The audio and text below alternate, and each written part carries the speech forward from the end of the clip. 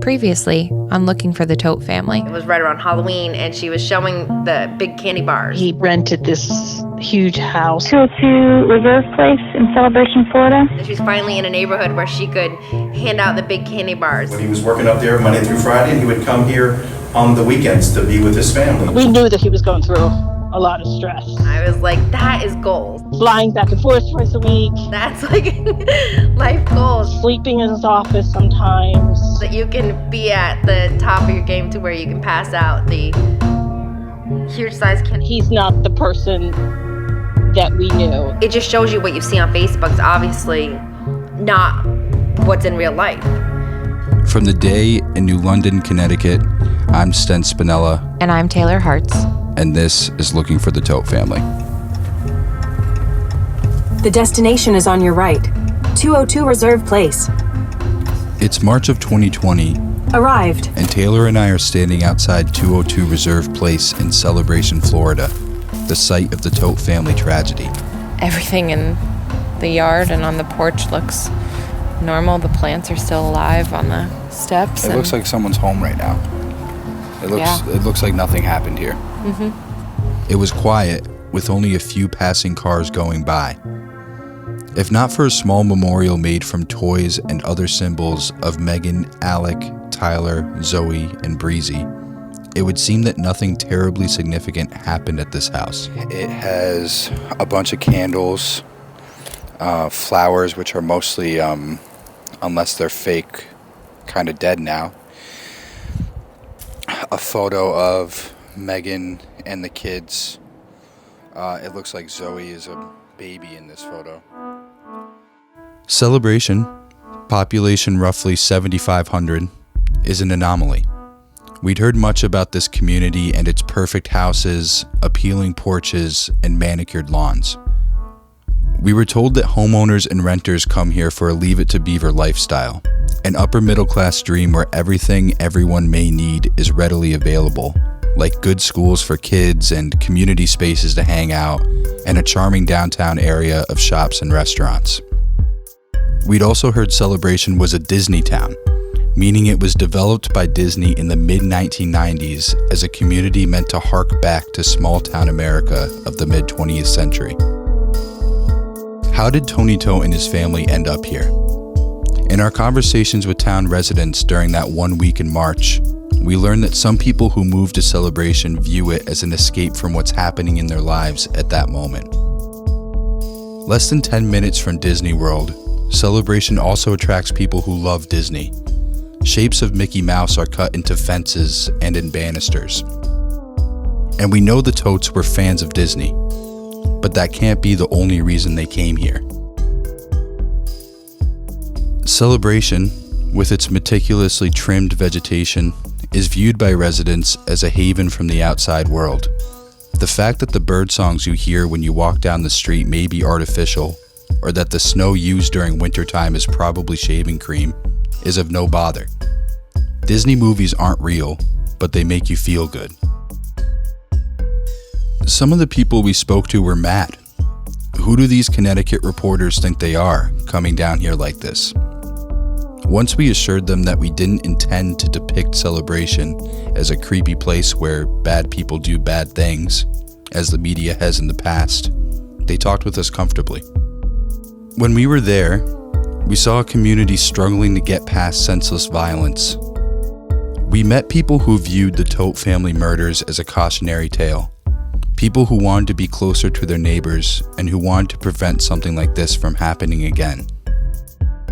I keep thinking about Celebration's town seal, developed in the 90s, of a girl in a ponytail riding a bike with her dog trailing behind her. I think of Zoe and how the experience of riding a bike with her dog, and so many others, have been robbed from her. And I think of how Celebration wasn't at all as advertised for Megan, Tyler, Alek, Zoe, and Breezy.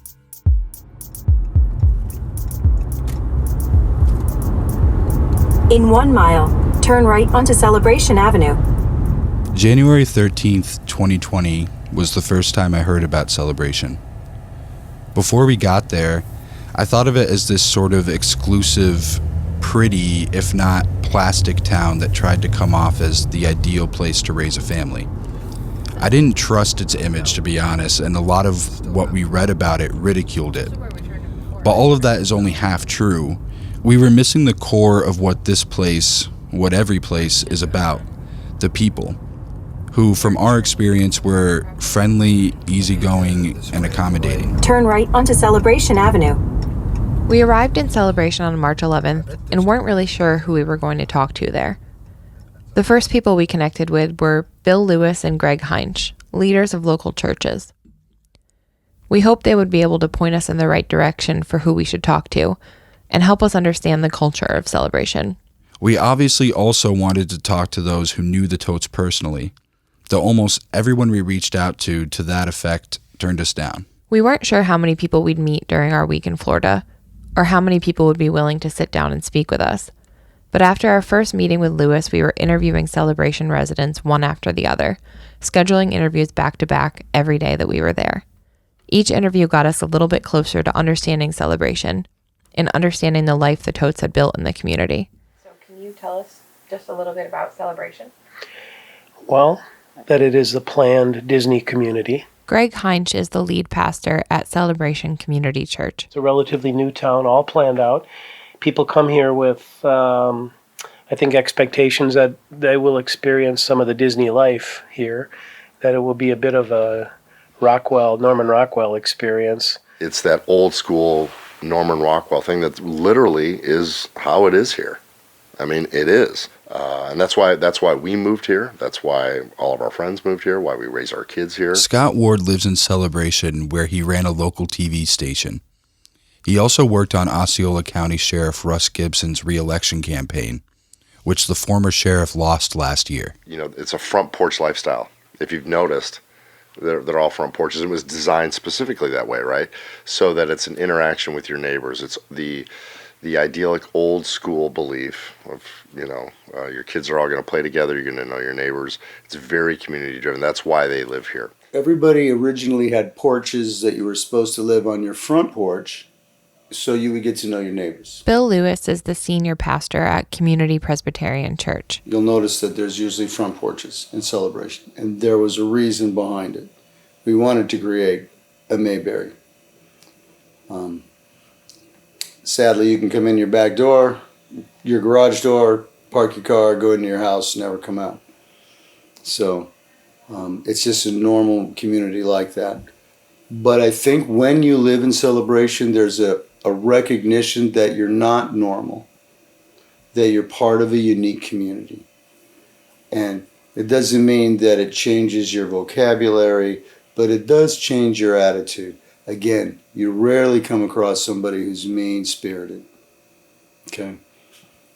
You can talk to somebody that doesn't know you, and they'll immediately try to help you if you're asking for advice or directions.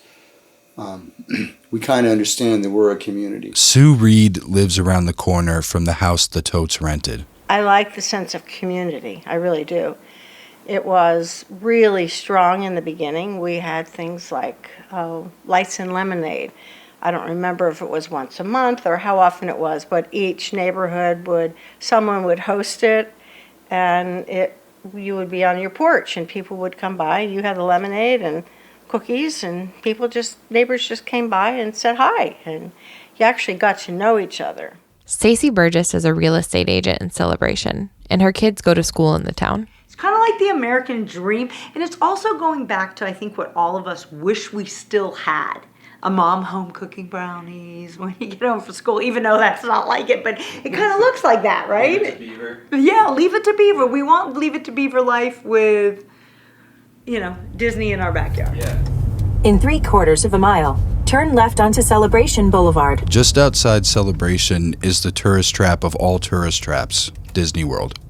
Celebration is this island of cleanliness and suburbia amid a sea of countless chain restaurants, hotels, motels, over-the-top gift shops, and ceaseless traffic. You can hear the hum of that traffic in certain parts of the town, but otherwise, it's pretty quiet, nice, clean. So far the streets have been Celebration Place, Celebration Ave, and we're going to turn on Celebration Boulevard.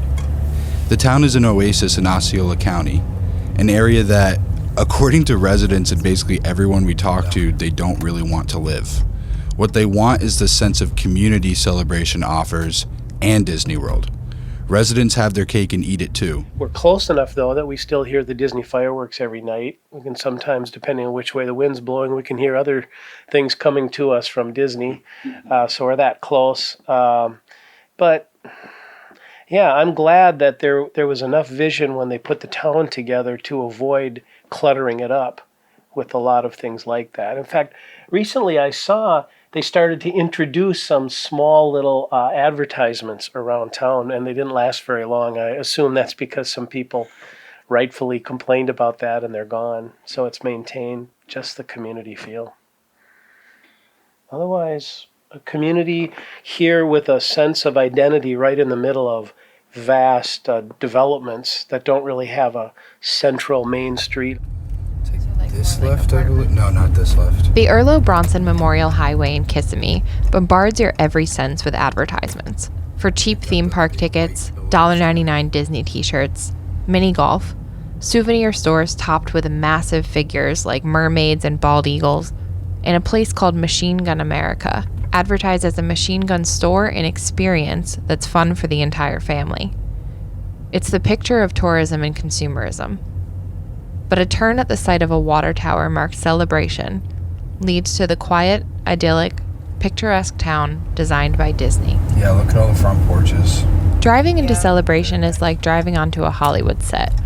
It's kind of like entering a scene from The Truman Show, and it's a stark contrast to the side of the highway tourist traps it's surrounded by. Nothing out of place. Perfectly manicured. You know, that's why they call it the bubble. You pull out onto 192, and then there's 57 different chain restaurants. I think that because this is such a big tourist area, it lends itself to that. And that's why this contrast or this small town identity that we have in Celebration is so stark. It just hits you. The community feel of Celebration didn't just arise on its own. In order to live there, residents have to agree to abide by a strict set of guidelines put in place by the Homeowners Association. They pick up the trash. They make sure that everything's perfect. They are obnoxiously obsessed with everything being as it should be. Oh, yeah. We call them the HOA Nazis, which is great because look at the community. Where else can you see a community of that age and the integrity of the lawns and all the common areas are kept up? And so it's like, no matter how much you want to be a hater about it, they do a phenomenal job. We have a community where you can't have a broken car on the side of the road. If you let your house go without being painted, or if your shutter breaks, they'll write you up and say, hey, you got a shutter that's hanging off the window, fix it or you're going to get fined. And when you're the one going to get fined, you get all offended. But then think of it like this. We don't have junk cars. We don't have trash laying around. You're forced to keep your house clean.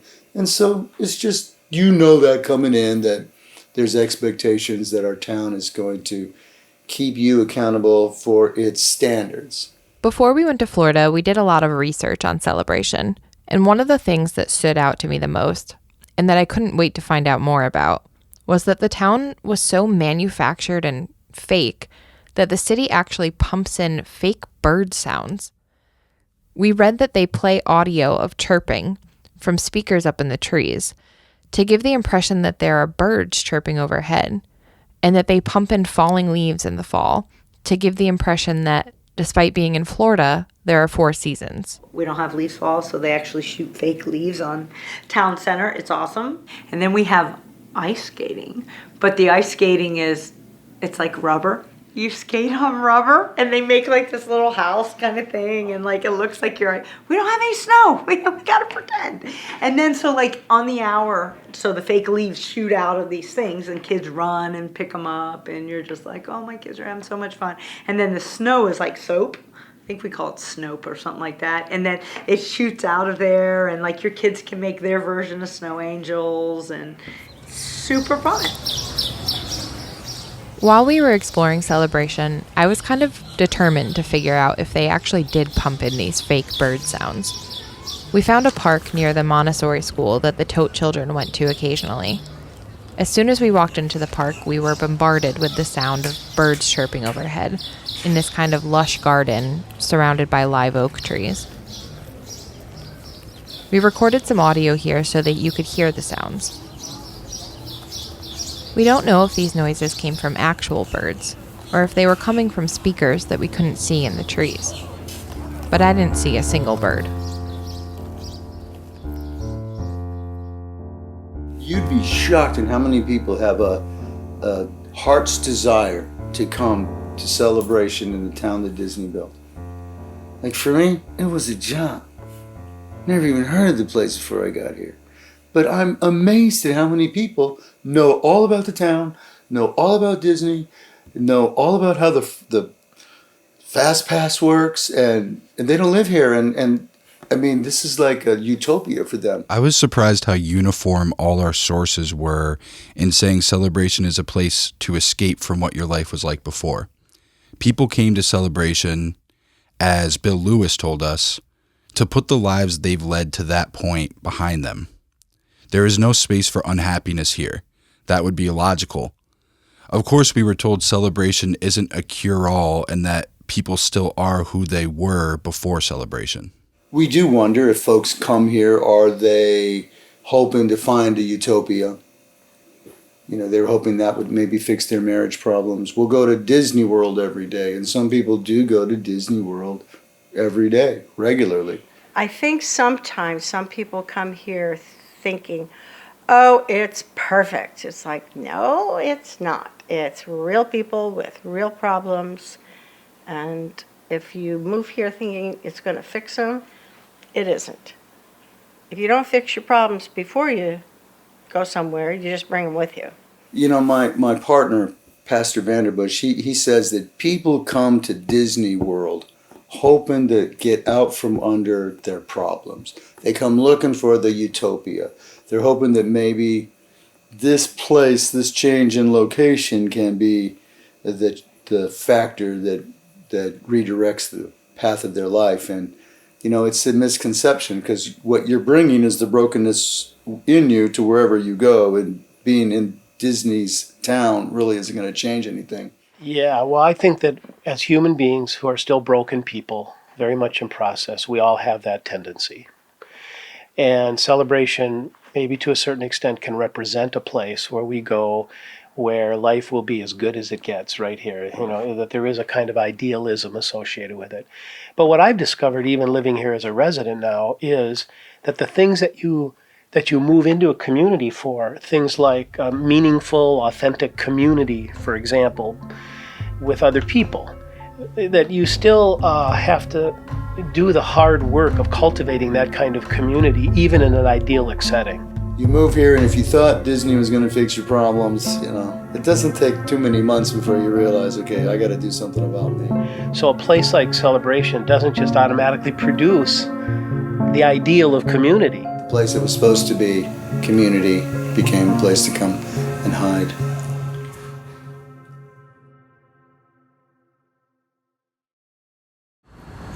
It's just, I wonder how long that memorial is going to be there. Yeah. It's probably hard to look at every time people go by and see the kids and Megan. A lot of Celebration looks like cookie-cutter suburbia. With its rows of houses and white picket fences, it reminded me a bit too much of the Wisteria Lane neighborhood on Desperate Housewives. But the house the Todts rented is tucked away in a part that was a little cozier, a little quieter. The house is nestled between two neighbors' houses, right across from a small park, a park where they used to walk Breezy, with a winding path through a patch of flowers, bushes, and benches underneath lush, billowing trees. I'm wondering, where do they park in the back? I know, I was just thinking. Should we walk around? Sure. The back of the Todts house faces an alley, where Tony had set up a basketball hoop for his sons, Alek and Tyler. The boy spent countless hours shooting hoops in that alley with another little boy in the neighborhood named Liam. Liam's parents, Christina and Sean Garrity, told us about when they first met Alek and Tyler, and about the friendship the boys had developed with their son. So they were our neighbors, and when they moved into their home right across our alley, the boys were the first ones to come over and knock on the door and say, "We heard you had a little boy here to play with." And we were like, "Well, we do. Come on in." And it was Tyler. And he said, "No, my mommy said I can't go into people's homes that I don't know." And we were like, "You are a smart young man. Do not come in this house." That's so we really respected how mature that decision was, because my kid would walk in regardless of what we said. So we appreciated that. So then the little bromance began, and they started playing basketball in the alley like several times a week. As soon as my son would hear the basketball, he'd run out the door and say, "I want to go play with the boys." We'd be like, "Sure." The Garrity's were our last interview before leaving Celebration. Out of everyone we talked to in town, they knew their neighbors, the Todts, the best, especially Alek and Tyler. Alek and Tyler were amazing kids. They were absolutely awesome. And the fact that their dad wasn't around all the time, they were always in their back alley playing basketball. My son and I would play with them 3 or 4 days a week in the alley that separates our two homes. They would come over and say, "Can Liam come over and play board games?" So he was often in their house playing board games because they were very cerebral children.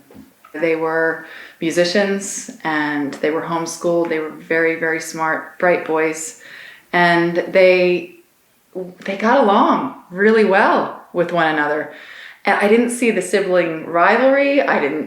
My kids are at each other's throats. I don't know what I'm doing wrong.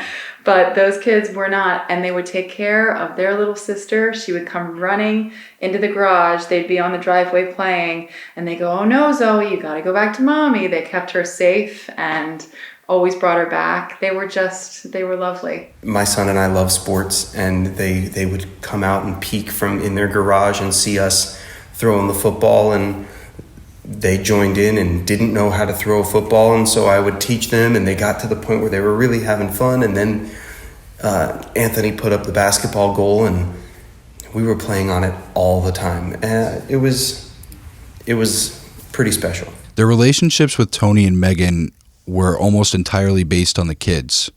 We were told Tony and Megan weren't much for conversation, and anything that was said was sort of surface level.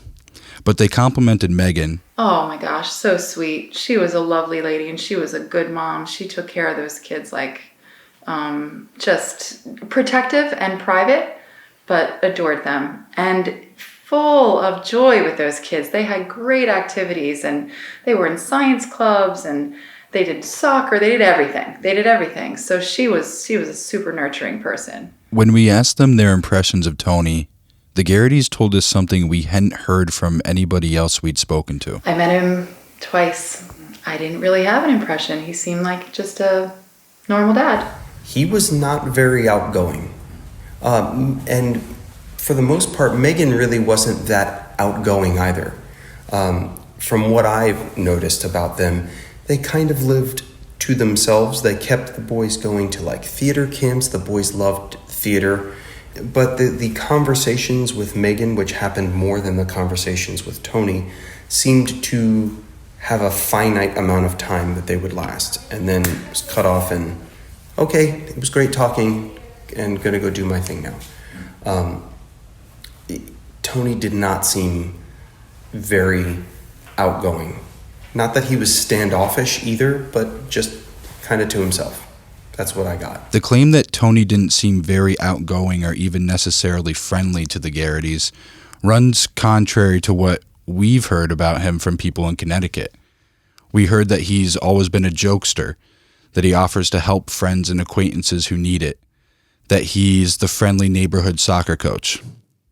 That said, we heard from Randy Gallagher, one of Tony's former physical therapy employees, in episode 4. And it sounds as if Tony had been changing for the worse for 2 years. He was gaining weight, he was less light and funny, more anxious, more stressed.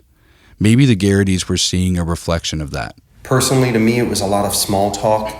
Times that another neighbor and I would we saw him sweating his face off. I mean, he's not a little guy. He's a big dude in the Florida sun, putting together the basketball goal for his kids. And my buddy and I were like, hey, man, you need a hand? We're happy to help you. No. Things we do for our kids, right? And, like, conversations would end like that. Sean Garrity's description of Tony didn't fit with what we'd heard about Tony before we went to Florida. And quite frankly, I was pretty taken aback when we talked to Sean. Because until then, all I'd heard was how perfect Tony was. To hear that he wasn't friendly, was even sort of cold, really surprised me. In Connecticut, everyone we talked to sang Tony's praises. He was the star soccer coach, the best physical therapist, and the perfect neighbor. But when we went to Celebration, a place where that picture-perfect family man persona really would have thrived, where you'd think that he would have just really been in his element, we didn't hear any of that. The Todts didn't seem to be as involved and well-known in Celebration as they were in Colchester. We know Megan was involved with a mom's group, a local yoga studio, a Montessori school in town, and the boys' music school. We know that Tony did some coaching for a local soccer team. But no one who knew the family through those activities was willing to talk to us. Most people we talked to in the neighborhood said that they didn't really know Tony and that he wasn't around much. We didn't hear anything overtly bad about him or concerning, but people weren't fawning over him in Celebration like they were in Colchester. Over the past year, we've asked almost everyone we've interviewed whether they ever saw Tony crack, whether there was ever a break in what may have been the facade of a perfect, happy family man. And from friends and family, the answer was always no, never. But even if his facade wasn't cracking, we know now that his life was falling apart. The people who saw him every day, like his employees, could tell. And some of them were just waiting for everything to crumble. When we were in Celebration, we saw mostly empty streets, with some kids riding their bikes, some cars slowly driving by, some people on their porches, some people playing catch with their kids. But on January 13th, it was chaos. We were on our front porch that morning, so we witnessed the police coming, and it was pretty chaotic. Cop cars and media took over the normally quiet area, and people flocked there to take in the spectacle.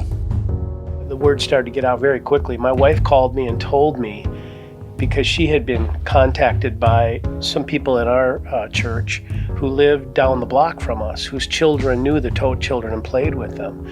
And so my wife said, hey, they're out gathering in the street down there as all this is happening. Why don't you get down there? So I did.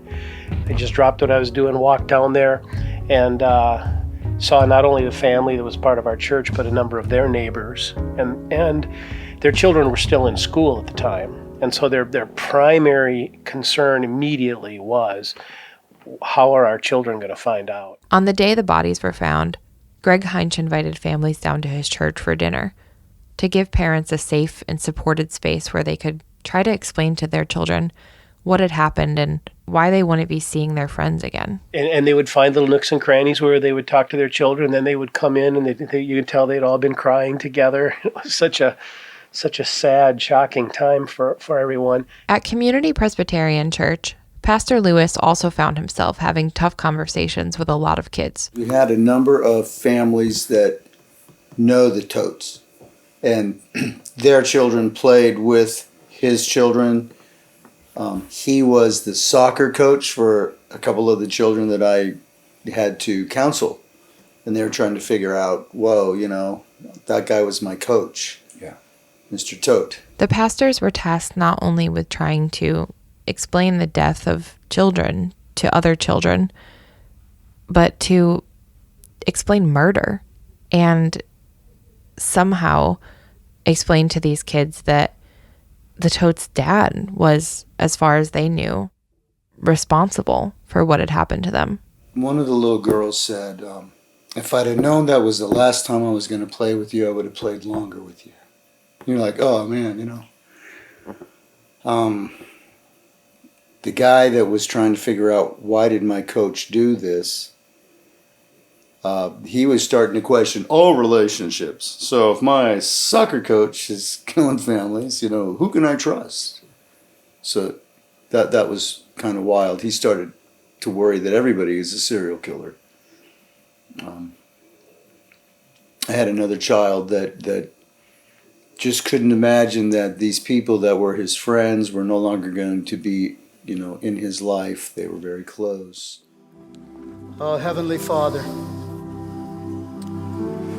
sorrow and grief has touched our town. It's brought us all into your house. We immediately, our church, put together a service. We have a normal Thursday night service. Let's just roll this into a healing moment. And we tried to ask the big questions like, why does God allow this evil in our world? We invited the sheriff. We invited other pastors. We had an amazing evening where it was very raw. Folks were hurting, struggling, crying, asking the why questions, concerned about the children. Sheriff Gibson, would you like to come forward? And we had the privilege of having you in the house. We went to a prayer vigil at Community Presbyterian, and they asked him to get up and speak. He was going there in show of support. He had no intention of speaking. And Pastor Lewis asked him to speak, and he was like, it's not ever easy. Okay, are you sure? I want this to be about the family, about the community. I'm here to, we went to pray, right? And he got up, sitting over here wondering what to say to each and every one of you. And there wasn't a dry eye in the place.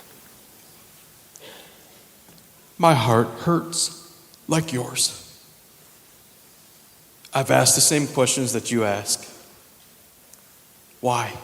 Us professional ministers, we really try to do our best in this really delicate situation. But when he got up and spoke, I ask why a lot. He opened up his heart and said, I'm so frustrated. And he laid out an angle of a sheriff that you wouldn't expect to see. Somebody who's invested emotionally, who cares a lot. When I did the press release yesterday, I went to the restroom first. I was on my knees asking God to not allow me to show emotion talking to the press, but he won't let me do that. I think the community was really happy to hear from the sheriff and his emotional and professional response to our situation. And as long as I am the sheriff of this county, I'm here to help you. I know the sheriff well, and he is a good man, and he got up and he was moved to tears himself. And what he said that night was moving and impactful and a show of support, and it was genuine and honest. As much as it was for you, I promise you, it was for me. And I'm so thankful and grateful for everything that you do to make this a beautiful place, because it is a beautiful place, because this is God's world. He made it. He said it was good. We're only here for a season. Thank you for having me tonight. It was just wonderful. And I think I probably cried through the whole first 30 minutes of the music. I just couldn't believe this horror had happened. I just couldn't understand how it could happen. And all I could think about were those children.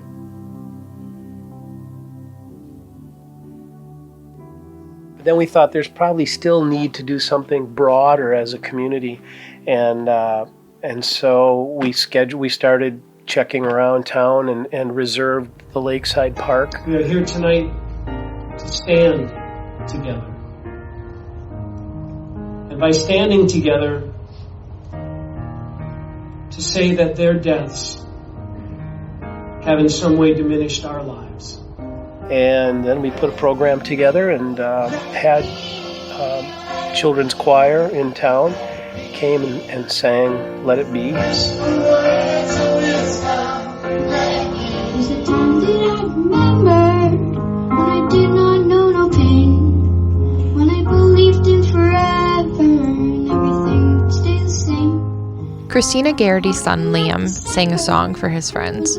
He chose to sing a song dedicated to Alek and Tyler. So he sang a song called Memories by Maroon 5. And he was the bravest boy I've ever met in my life. Everybody hurts someday. Everything will be alright. Go raise a glass and say. And when that time was all complete, toward the end of the service, then we just had two bagpipe players on the outside playing Amazing Grace while everyone just held their candles in silence in the darkness. The great thing about this town is that everybody has bonded together and supported one another, whether it be a hug or just sitting listening and talking, is really special. It's not like you would see in other neighborhoods or other towns. I think that we are better connected. We're paying more attention. I think some people have a little bit of PTSD, but I saw my neighbor's door open the other day, just arbitrarily open for a while, and I said, I'm going in. So I went in, and all of our neighbors are connecting that way. We're saying, listen, if you ever think anything's strange, come into our house. It's not a problem, So we're more aware of one another. And we have this little outreach thing, a big text string now on our street that says, listen, if you're having any kind of problems, like emotionally, let us know. We'll take your kids. We can talk. We can have coffee. We're connecting. So it is the bright light here, because I think we're going to pay more attention. A lot of Celebration residents seem to find this slight silver lining after the tragedy. Having such an unspeakable crime happen in their backyards brought them together in a way that the manufactured community never could. For many, that meant making sure that nothing like this ever happened there again. They started making the effort to exchange phone numbers with their neighbors, share their travel plans, and make sure that the people next door knew that if they ever needed anything, they were always there to help, to listen. I finally decided I couldn't let lie all the evil that had come into this town from time to time from people who are so broken and whatever reasons. Couldn't leave it that way. And I couldn't leave it that we don't know each other, that we don't know, we don't have to know all of our neighbors, but we should be tuned in enough that every single person who's here permanently should know somebody, and somebody should know them so that they can communicate. Hey, I'm going to be away. Will you let me know if you see anything? I'm going to leave a light on, or so-and-so is going to take care of the cat, or whatever, something. Care about each other. A tragedy, I think, brings out your need for other people. Like we share this together. We shared the shock of all of this together. We all felt that part of our ideal had been broken, and we had to grieve that. So we experience it together, we grieve it together. And when you grieve with other people, there's something about that just feels right. So I wrote a little thing, and I just wrote hope and healing. I said, our neighborhood has a broken heart. Darkness came, taking Megan, Alek, Tyler, Zoe, and Breezy. Isolation and ignorance, pain and suffering may have been present, but we must not let it remain. It's up to us to change the legacy of their lives to light and love. Come gather as neighbors and help make this happen. So it was at my house one Sunday afternoon, and I just said to connect and reconnect as neighbors, share a bit of our story and our contact information. Why? To care for one another. That's the whole purpose of it. There has been a new level, I would say, of authentic community experienced by a number of us. We've been in each other's homes now, which we never would have been before. And we know each other, and we talk more, we communicate, and that's been a good thing that's come out of it. But it's been, that's pretty, that's a high price to pay to shake people out of some of their idealism to connect. But tragedy will do that. All kinds of tragedy or pain will do that. Looking back on the murders, Bill Lewis, who counseled so many shocked and heartbroken neighbors as they processed their grief, wonders if something could have been done to intervene, to help Tony. Rather than waiting for something bad to happen, this guy had a lot of stuff coming down on him, right? I think the FBI was on him for fraud, or, I don't know all the details. That's right. And so his life is imploding, and he needs somebody to talk to, right? What if one of us came up and said, hey man, you look like you're overwhelmed. You want to chat? And maybe he would have opened up, and maybe you could have said, well, there's an alternative to killing everybody in your family. And that conversation might have changed the outcome of the situation. People wondered if they should have done things differently, if they should have paid more attention. I noticed a level of guilt, a feeling of failure that such a crime could take place in Happy Celebration. Not necessarily a sense of individual failure, but the failure of the town itself. Was it the fault of the people, the neighbors? Was it the fault of the celebration experiment? Still, most people ultimately understood that what happened had less to do with celebration and more with the evil or insanity it would take to commit this crime. At best, being more observant could have brought law enforcement to that door before it ended up getting there. While not exactly a silver lining, the murders did bring the people of Celebration together, to an extent.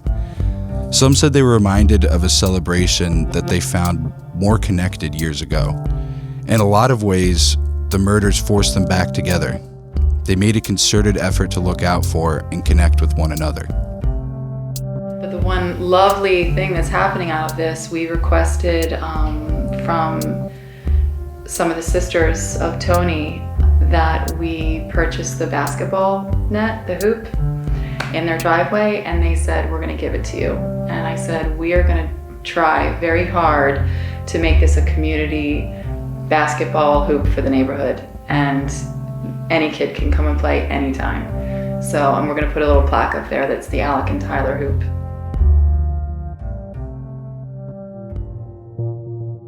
The highly produced happiness of Celebration is almost too perfect a parallel for Tony Todt and his family.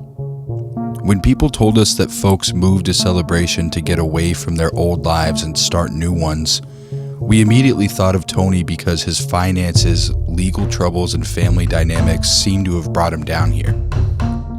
Celebration is billed as a cure-all, and anyone who gets to live there can have access to happiness.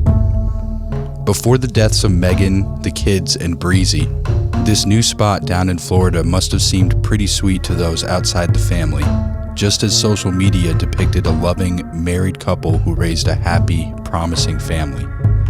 The 5 deaths are the only thing we know for sure. We can at least confidently say that Celebration and social media reinforced this facade of a happy family, which was shattered by the heinous crime. We can also say that Celebration has changed.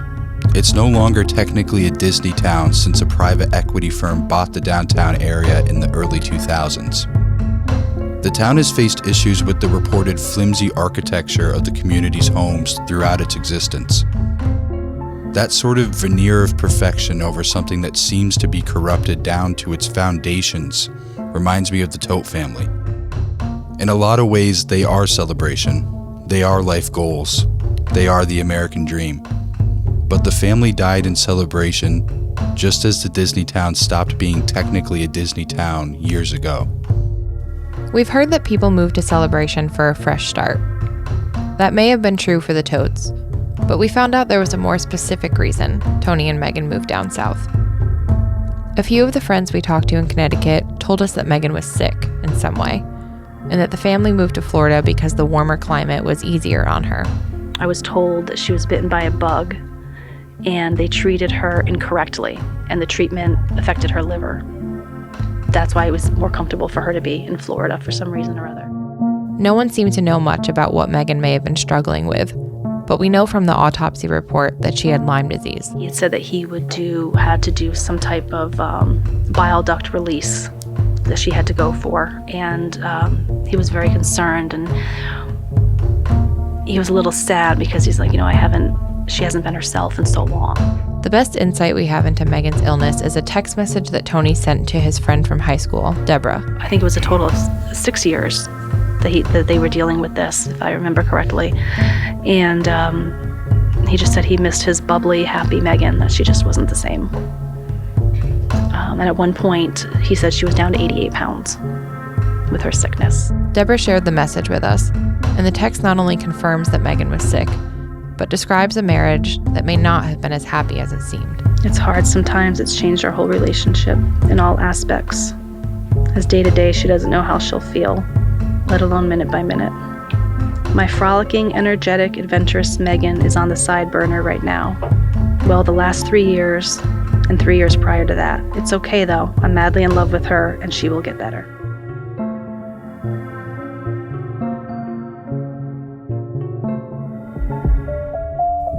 In the next episode, we finally hear from Tony. Hello, you have a call from Tony Todt, an inmate at Osceola County Corrections Department. If you or someone you know is in crisis, help is available. Call Mental Health America's crisis hotline at 1-800-273-TALK. If you haven't already, please subscribe to Looking for the Todt Family on your favorite podcast app, and don't forget to rate the show. Find us on Facebook, Twitter, and Instagram. Looking for the Todt Family is hosted and reported by Taylor Hartz and Sten Spinella. Produced by Peter Huapi and Carlos Virgen. Written by Taylor Hartz, Sten Spinella, and Peter Huapi. Editing by Peter Huapi and music by Carlos Virgen. Tim Cotter is our executive editor, and Izaskun Larnieta is our managing editor. Social media management by interns Josette Moses and Allison O'Donnell. This has been a production of The Day in New London, Connecticut.